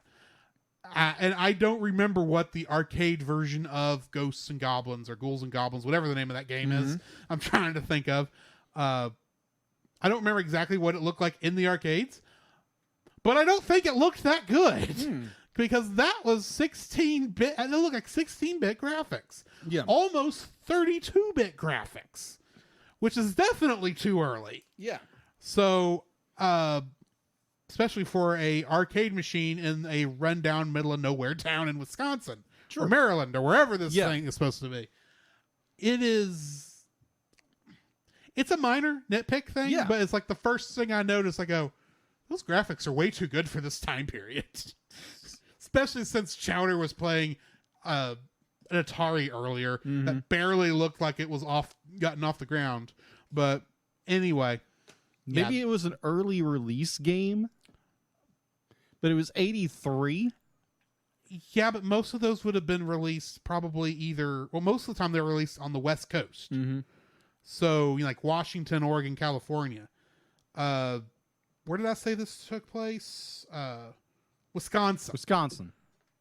I don't think they would have early released a game in Wisconsin. I gotcha. I just don't. Fair enough. That's like them early releasing a game here. Yeah. We never got anything early here to my knowledge, even though we're close to, Dallas. We never got anything early here. I doubt Wisconsin ever got anything early like this, because usually where they were testing games to see how well they worked in markets, to my knowledge, was always like Washington, Oregon, California, because those were the closest arcades to Japan. As that's where that's where they would put the American headquarters for all these Japanese companies. Would be, where they could quickly get to it by ship. Yeah. It just looks too good for the time period. Fair enough. And it's hard to rationalize it away. And that's just a minor thing. I gotcha. Kudos, though, for actually making it look like it was on a CRT monitor, though. Because that's hard. Anyway, we got to rate this thing. Yeah, what are you do. rating it? I'm going to give it a solid 8. Be like, there again, some of the animation's a little bit off. It's got great story. There again, I think some of the third act needs a little more polish. Definitely towards like the wife and Bushimi's backstory probably need a little more polish. Other than that, I love the story. I love the storytelling. I love the camera work. When it comes, maybe not the heads, the chunky character heads. Other than that, it's done very well. I enjoyed it. I might rewatch it at some point, maybe. But yeah, I'm giving it an 8. What do you think? I'm going to give it an 8 also, purely on how well I think the movie was written and how well the motion capture, or technically it was performance capture, animation was done. Okay. I think a lot of where they actually felt like it was more hand animated, I think looked really good. Wish we got more of that. Like I said, I think the writing was good. I think that alone puts it at an 8. But for the most part, I can't really rate it more than that because, like we said, the chunky head animation and this is not my kind of movie. I totally get it. I totally get it. I have never been much of a horror guy. I like kind of a thriller stuff, and this is kind of like right there on the edge of where I kind of fall off and say this is not for me. Gotcha. But other than that, I thought it was a good film. Definitely give it an 8. Okay. Which brings us to the end of our review of this one. And what Next movie we're reviewing, because we just finished, this finishes off Halloween month. We're moving into Miyazaki / Studio Ghibli month with a Miyazaki film, namely the one that got him the Academy Award, Spirited Away. The first Miyazaki film to make it over here successfully. Nice. I have to say successfully, because all of the ones all the films we've reviewed before this in Miyazaki month, with a few exceptions, were released by Streamline back in the day. I mean, Nausicaa famously is the one where when they went to Disney went to dub it, they sent them a katana with the word "no cuts" on it. Because they were really want to make sure you do this right. Yeah, don't cut this film up. Yes. So yeah, Spirited Away is our next movie that we are reviewing. Other than that, we've got 2 episodes of Star Trek Lower Decks to review. Mm-hmm.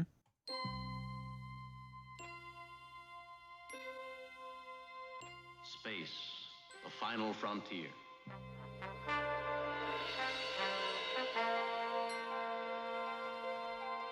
These are the voyages of the starship Enterprise. Its 5-year mission, to explore strange new worlds, to seek out new life and new civilizations, to boldly go where no man has gone before.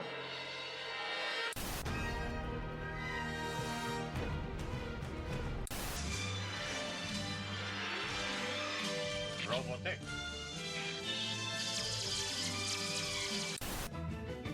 Come on now and set sail for the future. Fly the sky, oh, the love of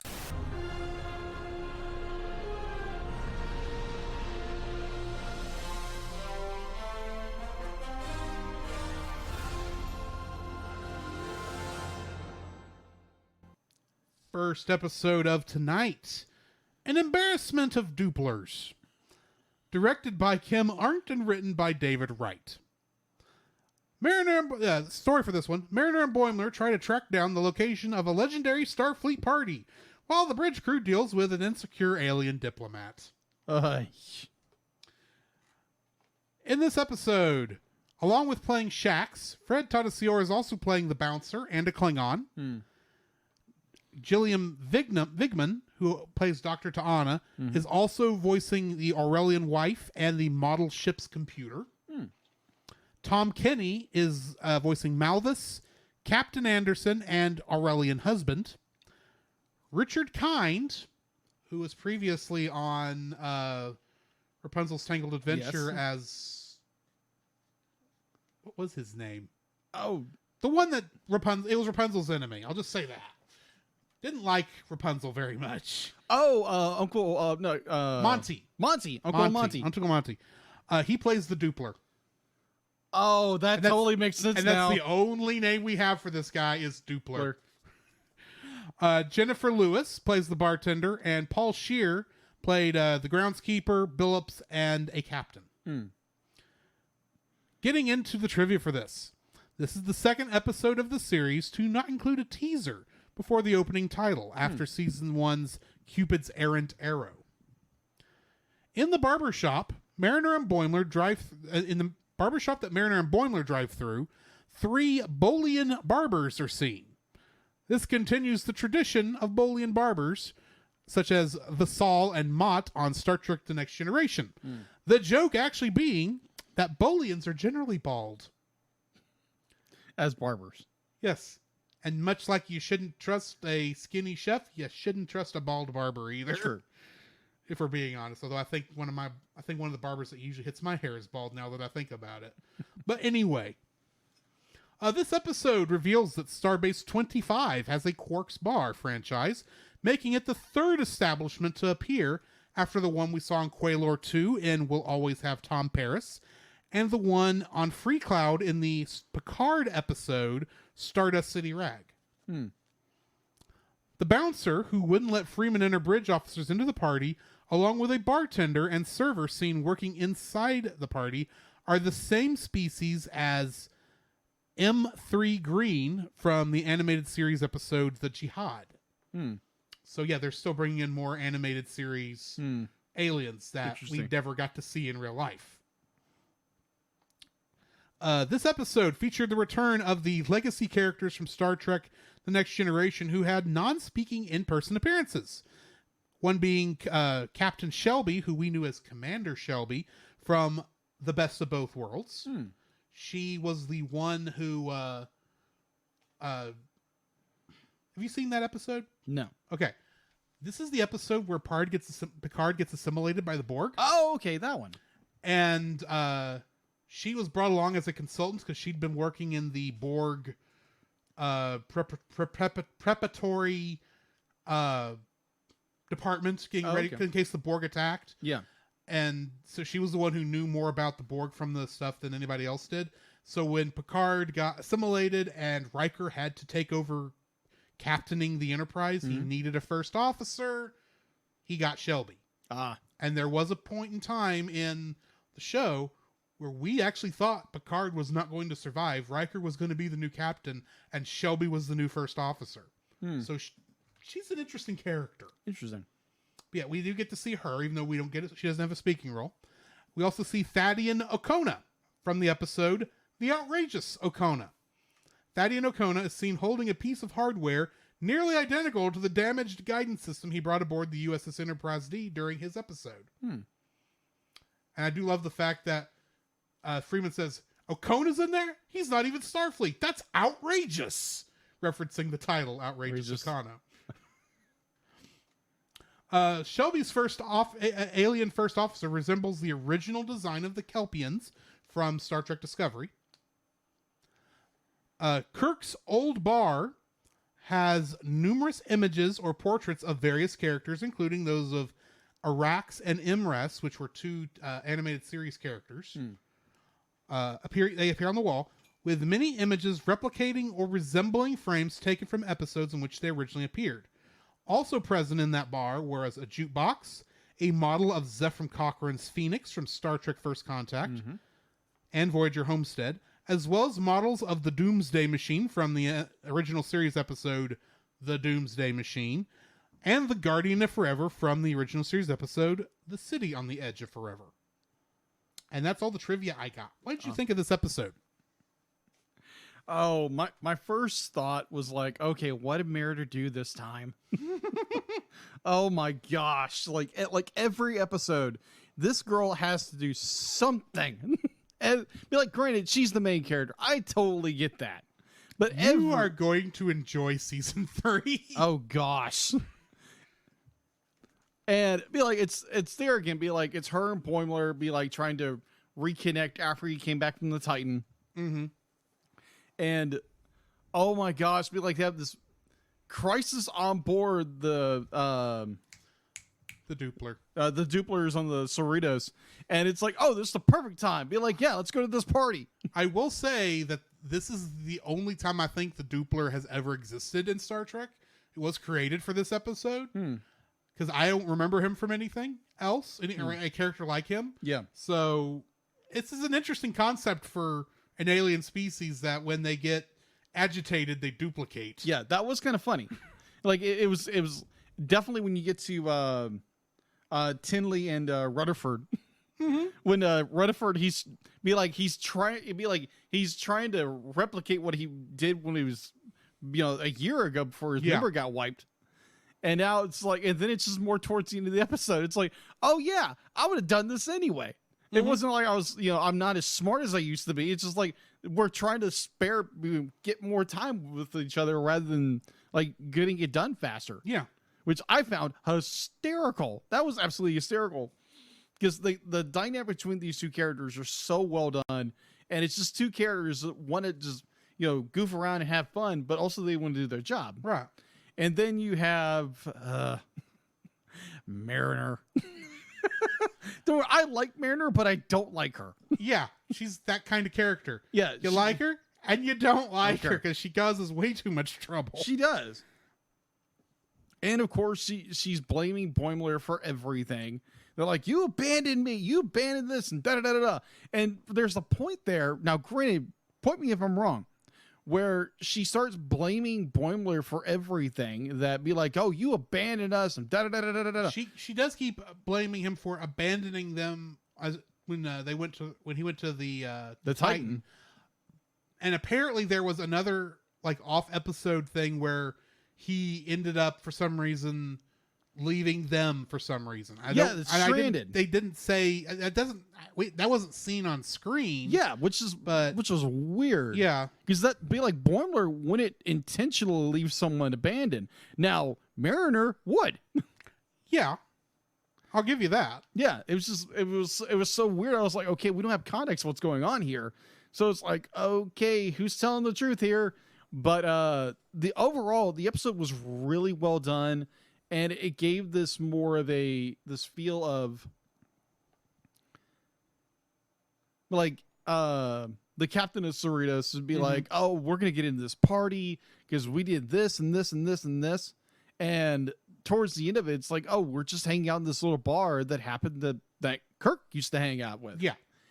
And I found that part interesting where it was like, okay, here's that little dynamic family you was getting these kind of shows. Mm-hmm. And I like that because most time with this show, you primarily get it with all the lower decks. You don't get it with all the bridge crew for the most part.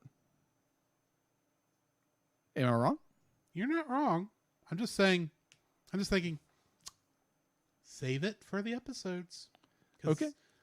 I'm just saying some interesting thing. We do get character development all the way around. Okay. Going forward. Gotcha. Admittedly, that first season was mostly focused on the lower decks, the main four. Of course. With the senior crew, coming up because they have to, because they always are technically in the quote unquote A story that the adventures of the Cerritos technically would be about, except we're not following that story. No. We're following what the lower decks people are doing. But the more the show goes on and the more they have to interact with the other crew, they do get some more character development. Okay, good.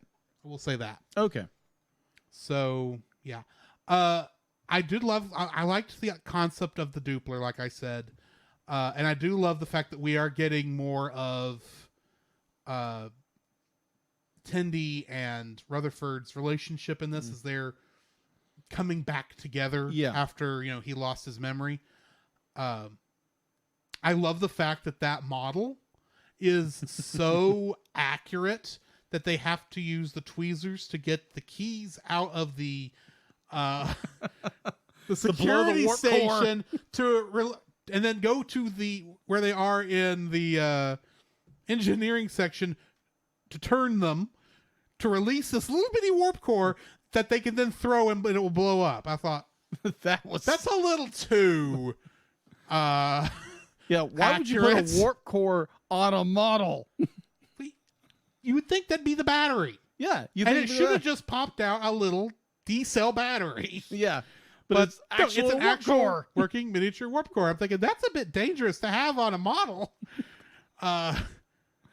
The other thing I thought was interesting is the packaging that we see on for the model Cerritos, and then later on the model Deep Space Nine box. Those look suspiciously similar to the models made for the 90s shows. Like I think AMT was the company that made those models. Those look suspiciously similar, almost to, like, you could tell they went back and looked at that artwork and then tried to match that style, because it's got kind of a late 80s, early 90s flair to it. Agreed. Which those models had until the 2000s. And of course, the Cerritos, of course, the Cerritos didn't have a model like that made. I don't think there was ever a Deep Space Nine model, but don't quote me on that. But I did like that, and of course, the whole idea of the way the bartender described Kirk and Spock. It's like, oh yeah, I could see them doing that now. Because at first, when she said, "Oh yeah, they tried to break into that party too, and they were kicked out," and I'm going, how would they have gotten kicked out. It's Kirk and Spock when they were on the Enterprise. That was but then the way they described it is like the blonde one drank while the other one just kind of stood there stoically. I go, yep, that would be Kirk and Spock. Uh-huh. But yeah, it's I do like that episode. It was Nice. That's a fun episode. So let's go ahead and jump to the next one. The Spy Humongous. Oh, gosh. Directed by Bob Suarez and written by John Cochran. In this episode, Anomaly Consolidation Day on the USS Cerritos leaves the lower deckers with mixed emotions. Captain Freeman attempts to negotiate peace on the Pac-led home world. Oh, Pac-leds. Never change. Neil Casey is in this episode, plays Casey and the scary alien on Machine. I love that character name. Rich Fulcher played Rumdar, Pac-led Rebel, Ambassador Grubden, Pac-led Servant, Emperor Pac-led, and King Pac-led. Brian Potion played Queen Pac-led, Out of Breath Pac-led, and Pac-led Delegate Number 2. Phil Lamar returned as Admiral Freeman. Lauren Lapkus returned as Jennifer. Gabrielle Ruiz played Castro and a computer. And Carl Tart played Lieutenant Kayshawn. Getting into the trivia for this one. This is the first episode where Ensign Casey's name is officially revealed on screen. It was previously unofficially established in the closed captions from Strange Energies. The manner in which the plant in Lab 4005 sprays thorns from the center of its flower resembles the pod plant from Gamma Tranquil 6 from the original series episode, The Apple. Fortunately for Mariner, the plant's thorns, unlike those of the pod plant, were not poisonous. Ouch! The Kazinti ensign who first appeared in Mugato Gumato appears in this episode for the first time as a speaking role. This is the big cat guy that was in the red shirts. Oh, okay. Yeah. During his appearance, while discussing poor posture, he demonstrated an example that reflected the posture displayed by the Kazinti telepath from The Slaver Weapon, which for some reason this does not say what episode that is from. And I can't get it. Oh, it's an animated series episode. During quote-unquote Captain Boimler's rousing speech to his crew, he imagined himself on the bridge of a Galaxy-class starship that resembled that of pre-Star Trek Generations' USS Enterprise D. Yeah. Rumdar references wanting to see the Cerritos' Crimson Force Field. I don't get that either. I will explain it. Okay. Because I think this is brilliant. This is a reference to a fictitious defensive weapon named by Geordie LaForge, Next Generation, and invented, in quotes, by Captain Riker. That was first mentioned in the Next Generation episode, Samaritan Snare, which is the episode that introduced the Pac-leds. Okay. It was literally a lie to get them out of there. Mariner uses Tendy's given name for the second time after learning it, and the fact that she had one, in We'll Always Have Tom Paris. This is despite having previously included it in the credits for her holo film, Crisis Point, The Rise of Vindicta. This episode featured for the second week in a row the return of another legacy character from Star Trek The Next Generation. In this case, Armus from Skin of Evil. And I love the look on my co-host's face. Because when I saw this moment, I thought, oh, Jacob is not going to have an idea what's going on here. First season, episode 17 of Next Generation. Okay, that's what I thought. The episode that killed the first main series character on The Next Generation. Oh, yeah. The death of Lieutenant Natasha Yar. Technically not her last episode. No. And I don't just mean because she returns as her daughter later on in the series, and then as a time variant version of her in Yesterday's Enterprise. No, she has one more episode as security officer of the USS Enterprise D. It is literally the next episode because they released the episodes and filmed the episodes out of order. What's funny is that other episode, as the last part you see of her on screen, she is in the background behind Picard and Crusher as they're walking into a turbo lift. And as right before the turbo lift doors close, if you are watching where she is, she quickly turns around and waves goodbye to the camera. Because that was her last time on screen. Why not? It makes sense to me. And it's like very short. You've got to be watching for it. But the fact that they brought the stupidest character in Next Generation back, the stupid goo monster from that episode. It's a bad episode no matter how you cut it. Okay. And Armus is a stupid, bad character. This is back when Riker was still beardless. Yeah. And you get this great image of him being dragged into Armus's goo pond, and this weird mask of him floating up in it right before a commercial break to think, oh no, he's getting killed too. Yeah, he's not getting killed, but they did just kill another character. Yeah. So Lieutenant Yar went out like all good security officers do in the first 5 minutes to protect everybody else, all the real characters from, she died the death of a red shirt.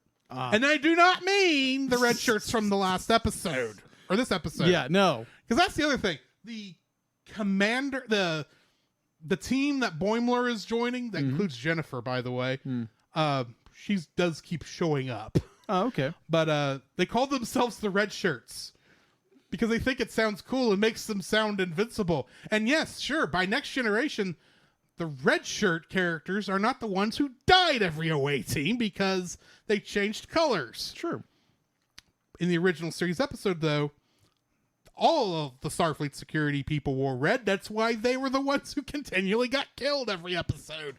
And if you've ever heard someone refer to a character as a red shirt, that's where this comes from. Oh, yeah.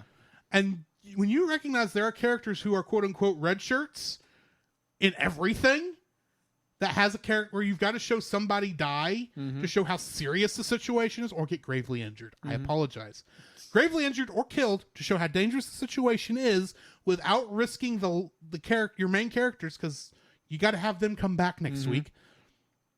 That is a red shirt.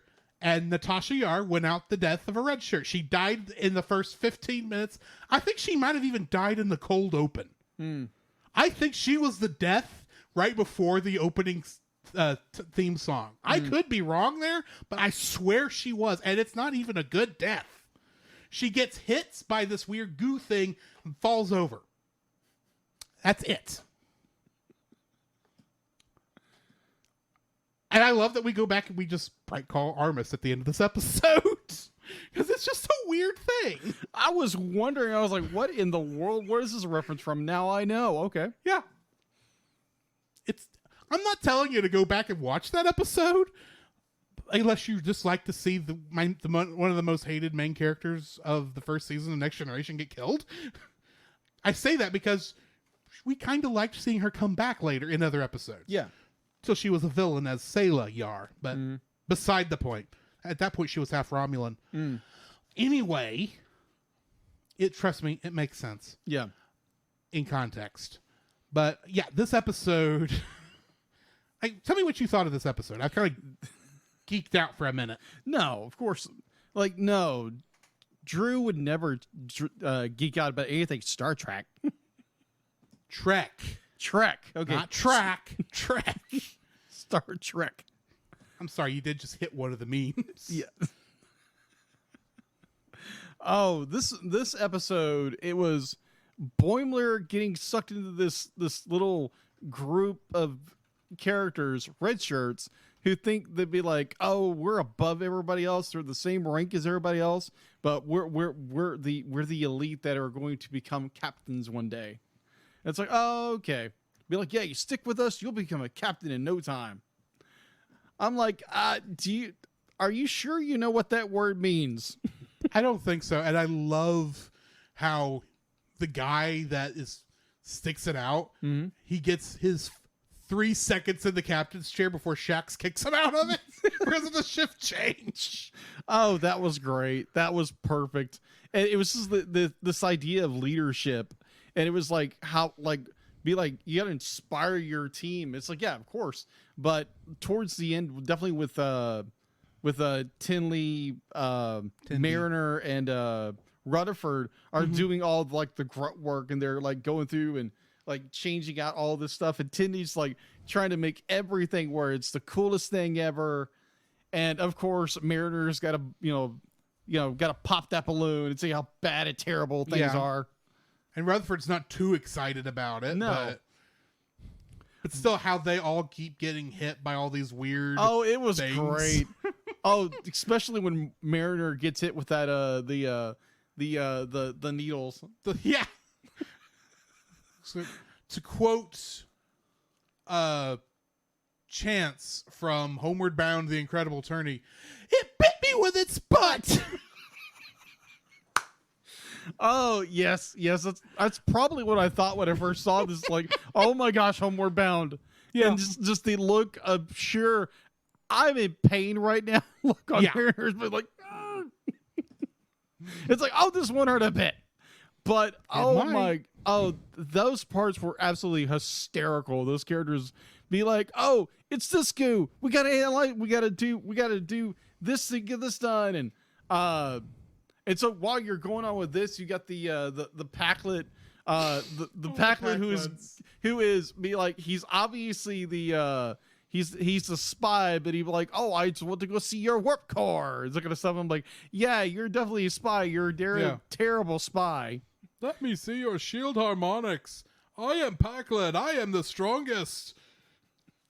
And then you get down to the planet and where Freeman is having to deal with the bureaucracy of the Packlet planet. Oh my gosh. But I don't have a big enough helmet to negotiate a ceasefire. Well, then show me someone with a bigger helmet. Who has a big enough helmet. All hail the Packlet Queen. Give us Rendar. He says he's on the toilet right now. But he says you should negotiate a ceasefire. A ceasefire? I don't have a big enough helmet to negotiate a ceasefire. And it keeps going up. Up. It goes to the Packlet King, the Packlet Emperor, and a revolutionary. It's like, good night. Where were you going to go next? The Packlet God? Oh, that's scary. That is scary. But it's just so funny. It's like be like the point where they finally get the the Packlet spy be like, oh, I went to the bathroom. It's like, no, you would. I learned that the Enterprise has the biggest bathrooms, and also that is not Captain Janeway. That is Captain Freeman. That's what I was telling you. And the fact to be like, I am strong. There is no way I revealed to you our secrets. Yes, and we need to be impressed by that. What secrets did you not tell us? Oh, good night, Packlet. Well, we decided to sneak a Veruvian bomb, I think that's what it was, onto Earth. Why, thank you. Beam us out of here. Get out of here now. That was just great. I mean, like that whole setup, I was like, oh, brilliant. I mean, like these are not the sharpest tools in the shed of characters. What's weird is that last episode of first season where they brought it back, brought the Packlets back. Mm-hmm. Yes, they were shown to be stupid characters, but they were shown to be like, the problem with stupid characters and stupid people in large numbers. Mm. They are a pain in the butt to deal with, and you're almost worse than people who think smart about these sort of things. Yeah. We're back to them being joke characters in this episode. Agreed. And they seem to be joke characters go in the next couple episodes too, that they show up in. Oh my gosh. But so, like, kind of wrapping this up, we get Bornley gets wrapped up in this whole red shirt group, and it's like, oh, make great speeches, the whole bit, new uniform, the whole bit. Be like, you'll make captain in no time. And then you have Tinley, who is gets infected by this cube. Yes, this mood-altering cube that then turns her into a praying mantis monster. And then it's just like the red shirt guys would be like, oh yeah, let's big speeches to do this, and like Yeah. Boimler's be like, we're all the same. We're all What are the you- same. what are you we doing? Get in there, do something. What are you doing? We're inspiring the crew. They are the crew. We are the crew. And he's like, oh, I know how to take care of this. And he goes and starts replicating a bunch of garbage to make himself be so he can be funny to make Tindy laugh. And that's what saves her, pretty much. Oh yeah, that was absolutely hysterical. Absolutely hysterical. Man, that was such a waste of reconstituted proteins. Oh, but there again, like you said before, with the red shirt, the guy who stuck it out. Be like, what is the come on, the security officer? What's his name? Shax. When Shax comes by, it wasn't Shax. It was Yeah, it was Shax. Oh, it was Shax. Okay. Yeah, because he yelled at him, shift change, get out of here. No. I'm talking about that. I'm talking about when they're talking about the main red shirt guy. When Ransom comes by. Yeah, says, Ransom yeah, comes sure, by. I don't care. Oh, by the way, Boimler, thank you for that quick thinking. That showed real leadership. Yeah. It's like, yeah, for once, the person who should have gotten Promoted? No. Recognition is getting recognition in this show. Yes. Because he was literally trying. Yeah. And instead of be like, it shows like that idea of like what some people think leadership is and what leadership actually is. Right. Is stepping out and doing something rather than be like, oh, I'm going to show I'm doing something, but I'm doing anything. Right. Yeah. I thought that was very interesting of how they demonstrate leadership through action rather than through word. Mm-hmm. And I was like, oh yeah, I get to be captain for 3 seconds, and then I get yelled at. Get out of my chair. But yeah, I forgot, I didn't completely forget about this episode. Yeah. Because I mostly remembered, the whole thing with the Packleds, with the King Packled and Queen Packled and all this other stuff. We're thinking, good night, this is ridiculous. I remembered all that stuff, but most of the rest of this episode I had forgotten, and this is just such a fun episode. Yeah, agreed. I'm looking forward to the next one we get to review. Anyway, I think that's going to be it for us tonight. You got anything to add before we need to cut out of here? I'm definitely looking forward to Ghibli month with the movies that I've seen. One of these films, I think. I've seen The Cat Returns to know that. I know you've seen The Cat Returns because you borrowed my copy last year when we watched Whispers of the Heart, and you wanted to go ahead and watch the sequel. Yes, and I loved that movie. Well, pseudo sequel, but still, it was a good movie. Yeah. Yeah, the other two I don't think I've seen so far yet. I'm not sure, but I know they're that both good movies. Oh, okay. I admittedly have not seen Spirited Away in probably 20 years. And I remember when I watched it, I was not in the mindset of this can also be good. Because I just remember this being, this is not anime, because this is not, what I was considering anime at the time. Gotcha. But I'm sure I may have a different opinion about it this time. I just haven't gotten back around to it yet. I gotcha.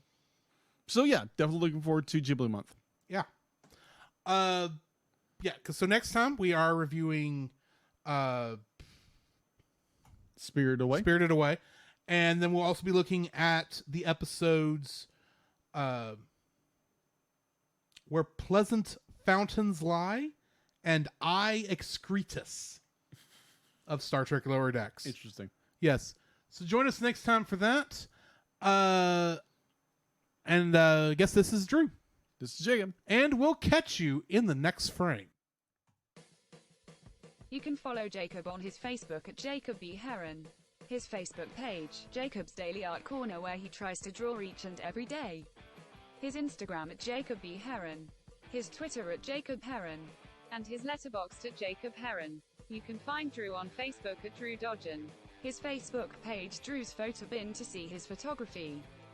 His letterboxd page at GGeorge759. His Twitter at GGeorge759. And Instagram at Drew Dodgen. You can like us on Facebook at the Cellcast Podcast. On Twitch at the Cellcast Gaming.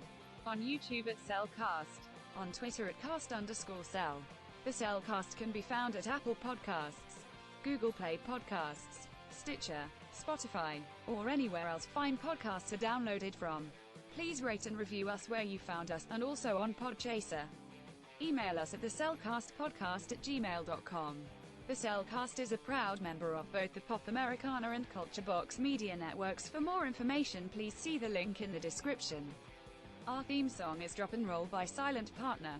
And remember, that's Cell, with a single L.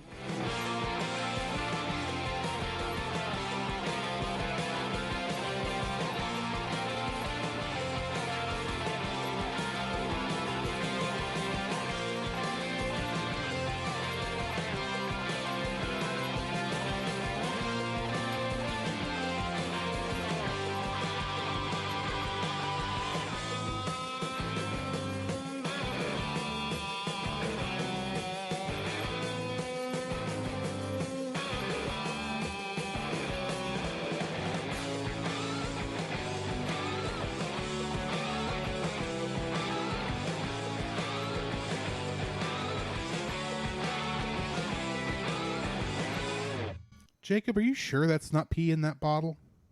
I hope not. And I think that's I'm the going end. to throw up.